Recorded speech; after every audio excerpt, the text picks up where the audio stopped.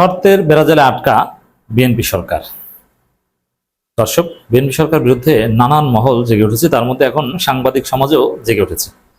এটা বিএনপির জন্য যে কতটা অ্যালার্মিং এবং কতটা ভয়াবহ আপনি চিন্তা করেন।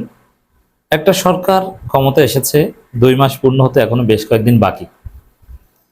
এই সময়ে সাংবাদিক সমাজ, সিভিল সোসাইটি, অ্যাক্টিভিস্ট তো দূর কি বাদ, বিরোধী দল থেকে শুরু করে কেউই এই সরকারের বিরুদ্ধে জেগে ওঠার কথা না। কারণ 100 দিনকে মিনিমাম বাংলাদেশের রাজনীতির কালচারে হানিমুন পিরিয়ড ধরা হয়। যে 100 দিনে কিছু বলা যাবে না, তাদেরকে একটু সবকিছু গোছানোর সুযোগ দেওয়া উচিত। কিন্তু সেখানে আমরা দেখতে পাচ্ছি যে রাজধানী থেকে দেশের প্রত্যন্ত অঞ্চলে আন্দোলন ছড়িয়ে পড়েছে এবং সমস্ত স্টেক হোল্ডার্সরা আন্দোলনে নামছে। সবাই মুখ খুলেছে, চারদিকে পদত্যাগের হিড়িক। বিচারকরা পদত্যাগ করেন, মানবাধিকার কমিশনের সমস্ত সদস্য পদত্যাগ করেন, বিভিন্ন রাষ্ট্রদূত বা আরও প্রেস মিনিস্টার অনেকেই পদত্যাগ করেন, বিশ্ববিদ্যালয়ের শিক্ষকরা পদত্যাগ করেন। মানে সবকিছু এলোমেলো হয়ে গেছে, অর্থনীতির অবস্থা খারাপ। ঢাকায় বিক্ষোভ, বরিশালে বিক্ষোভ, খুলনায় বিক্ষোভ, সাতক্ষীরায় বিক্ষোভ, লালমনিরহাট থেকে শুরু করে সর্বত্র বিক্ষোভ, টেকনাফ থেকে তেঁতুলিয়া সব জায়গায় বিক্ষোভ, লিফলেট বিতরণ এবং জনমত গঠন। এবং এদেশের প্রত্যেকটা মানুষকে বিরোধী দল অলরেডি বুঝিয়ে দিয়েছে যে এই বিএনপি সরকার, এরা প্রতারক সরকার, ধান্দাবাজ সরকার, মুনাফিক সরকার, এরা জুলাই গাদ্দার সরকার। এটা এই 1.5 মাসের মধ্যে এটা হওয়াটা অসম্ভব ছিল, বাট ইট হ্যাপেন্ড। তো দর্শক, এই জায়গায় দেখেন টিআইবি, সুজন, এমনকি সিপিডি, তারা সবাই বিএনপি সরকারের বিরুদ্ধে নেমেছে এবং যত মানবাধিকার সংস্থা আছে তারা সবাই বিএনপি সরকারের বিরুদ্ধে কথা বলছে।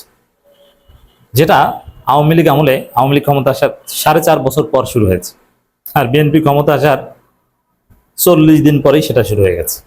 40 তো বুঝেন যে বিএনপি কতটা বেকায়দায় আছে। আলোকচিত্রী শহীদুল আলম থেকে শুরু করে বদিউল আলম মজুমদার, এমনকি প্রথম আলোর মতিউর রহমান কিংবা ডেইলি স্টারের মাহফুজ আনাম, কেউই আর বিএনপির পক্ষে নাই। মনে রাখবেন যে ইউনূস সরকারের সাথে বেইমানি করছে বিএনপি, আর ইউনূসের লোকজন সবাই কিন্তু লাইনে আছে এবং ইউনূসের এস্টাবলিশমেন্ট অনেকে আছে। মার্কিন ডিপ স্টেট বলেন আর প্রথম আলো ডেইলি স্টার বলেন, এরা ইউনূসকে ছেড়ে, ইউনূসের লাইন ছেড়ে বিএনপির কাঁধে উঠবে না।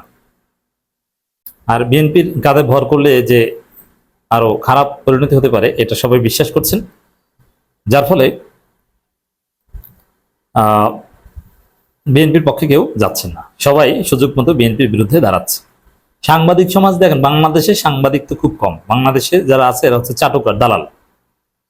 মিডিয়া হাউসগুলো ওগুলো সব এক একটা দলের, বিশেষ করে সব বিএনপি দখল করেছে। আওয়ামী লীগ আমলে আপনারা দেখেছেন শেখ হাসিনার এক একজন সাংবাদিকরা কিভাবে পা চাটতে চাইত, গণভবনের দরজায় যেয়ে পড়ে থাকতো যে আমাকে একটু হাসিনার পায়ে চুম্বন করতে দেন, আমাকে একটু চাটতে দেন, যদি না দেন গণভবনের ধুলোয় আমার জিহ্বা লাগাতে দেন।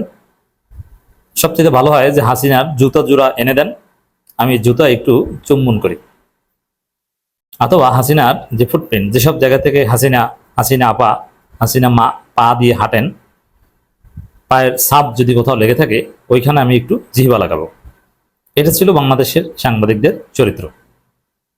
সেই সাংবাদিকরা এখন সেম তারেক রহমানের ক্ষেত্রে করছে। তারেক রহমানের মেয়ে কোথায় হাঁটছে, কোথায় যাচ্ছে, তারেক রহমান কোথায় সিনেমা দেখতে যাচ্ছে, তার বসার স্টাইল কি, তার চেয়ারের দৈর্ঘ্য কতটুকু, প্রস্থ কতটুকু, চেয়ারের কাঠ কি দিয়ে তৈরি এবং কতটুকু টেকসই, চেয়ারের হাতলের লম্বা কতটুকু এবং প্রস্থ কতটুকু, তিনি শার্ট পরেছেন, ইন করেছেন কি করেন নাই, ইন না করলে শার্টটা কোমর থেকে কতদূর নিচে নেমেছে, এগুলো নিয়ে মিডিয়া পড়ে আছে, এগুলোকে গ্লোরিফাই করে। তারেক রহমান কন্যা জাইমা রহমান আজকে চশমা পরেছেন কি পরেন নাই, তার চুল কোকড়া কতটুকু, কোকড়া, ছোটকালে কি এভাবে কোকড়া চুল ছিল? এই চুলে কি হিট দিয়েছিল কখনো? জাইমা রহমানের দাঁত কেন উঁচু? কার জেনেটিক্সে আছে, কিন্তু খালেদা জিয়া কত সুন্দর, মানে দাদির চেহারা পান নাই, মায়ের চেহারাও সুন্দর সেটাও পান নাই, বাবার চেহারাও পান নাই, চাচার বংশের চেহারা পেয়েছেন, জেনেটিক্স এটাই। এগুলো নিয়ে চুলচেরা বিশ্লেষণ করছেন এবং এগুলোকে গ্লোরিফাই করছেন। এবং দেখছেন যে ওড়না পড়ছে, ওড়না কিনেছে, ওয়েস্টার্ন ড্রেস পরে বাংলাদেশি ঘোরেন না, এইসব কথাবার্তা নিয়ে ব্যস্ত বাংলাদেশের সাংবাদিকরা। অতএব বাংলাদেশি সাংবাদিক নিয়ে আছে চাটুকার। একদম যেই সাংবাদিকরা হাসিনার ফুটপ্রিন্টে চাটতে চাইতো, তারা এখন তারেক রহমানকে চাটতে চায়। অতএব বাংলাদেশি সাংবাদিক সমাজ নাই, কিন্তু কিছু বিবেকবান সাংবাদিক আছে। তো যারা আছে তারা বিএনপি সরকারের বিরুদ্ধে জেগে উঠছে। বাংলাদেশি বিবেকবান সাংবাদিকদের মধ্যে শীর্ষস্থানীয় দেখেন আরেক শ্রেণীর সাংবাদিক আছে যারা ধৈঞ্চা। জামাতের সাংবাদিকরা হচ্ছে ধৈঞ্চা, এরা ভালো কিন্তু এরা কিছু করতে পারে না, এদের কোনো প্রভাব নাই। যেমন সংগ্রামের যিনি সম্পাদক, কে সংগ্রাম সম্পাদক কেউ চেনে না, আমিও চিনি না বা জানি না, আমার সাথে কোনো পরিচয় নেই। এবং সংগ্রাম সম্পাদক কিংবা নয় দিগন্ত সম্পাদক কোথায় কি বললেন এর কোনো প্রভাব সমাজে নাই। কিন্তু মাহমুদুর রহমান তিনি কি বললেন কি করলেন এর প্রভাব আছে, এবং তিনি কিছু বললে তাসির আছে, এবং সরকারের টনক নড়ে, এবং সবাই তাকে ডাকে, সবাই তাকে গোনে। আমার দেশের এই গুরুত্বটা আছে। এরকম আরো বেশ কিছু প্রভাবশালী সাংবাদিক আছে। অনেক সাংবাদিক আছে আমরা অপছন্দ করি, কিন্তু তার একটা গাটস আছে, পাওয়ার আছে, তার একটা তাসির আছে। যেমন গোলাম মাওলা রনিকে আপনি সাংবাদিক ধরতে পারেন, কারণ তিনি এখন নিজেকে সাংবাদিক পরিচয় দেন। তিনি কন্টেন্ট তৈরি করে সাংবাদিকতা করেন, জাস্ট বিশ্লেষণ করেন। তার কথার যে প্রভাব নয় দিগন্ত এবং সংগ্রামের সম্পাদকেরও সেই প্রভাব নাই। সাংবাদিক মাসুদ, যিনি আওয়ামী লীগের পক্ষে কথা বলেন, হ্যাঁ জামাতে তাকে ডাকে, সাদা চুল, তার একটা যথেষ্ট প্রভাব আছে। টকশোতে যান, তিনি বললে তার একটা ইম্প্যাক্ট আছে।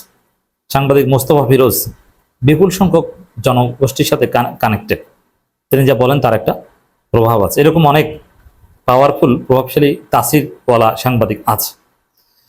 এরকম সাংবাদিকদের মধ্যে মাহমুদুর রহমান সবার শীর্ষে। তিনি বলছেন জুলাই বিপ্লবকে ধারণ করলে গণভোটকে বিনা তর্কে মানতে হবে। এখন বিএনপি যতই ভালো কাজ করুক, বিএনপি আসলে জুলাই এবং গণভোটের শর্তের বেড়াজালে আটকা। বিএনপি যাই বলুক ওগুলোর কোনো দাম নাই, শর্ত একটাই যে গণভোট এবং জুলাই সনদ বাস্তবায়ন করতে পারছেন কিনা। আপনি কিসের সাংবিধানিক যুক্তি দেন, আপনি কোথাকার কি হবস লক সোশ্যাল কন্ট্রাক্ট নিয়ে আসেন, ওর কোনো দাম নাই।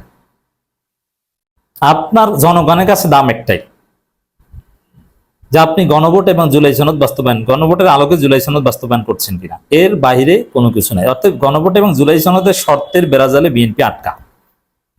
বিএনপির সফল হওয়ার টিকে থাকা, জনগণের জনরোষ থেকে বাঁচার শর্ত একটাই, গণভোটের আলোকে জুলাই সনদ বাস্তবায়ন করতে হবে। এখানে কোনো ইফস নটস বাটস নাই, নো ইফস নো বাটস, ক্লিয়ার কথা।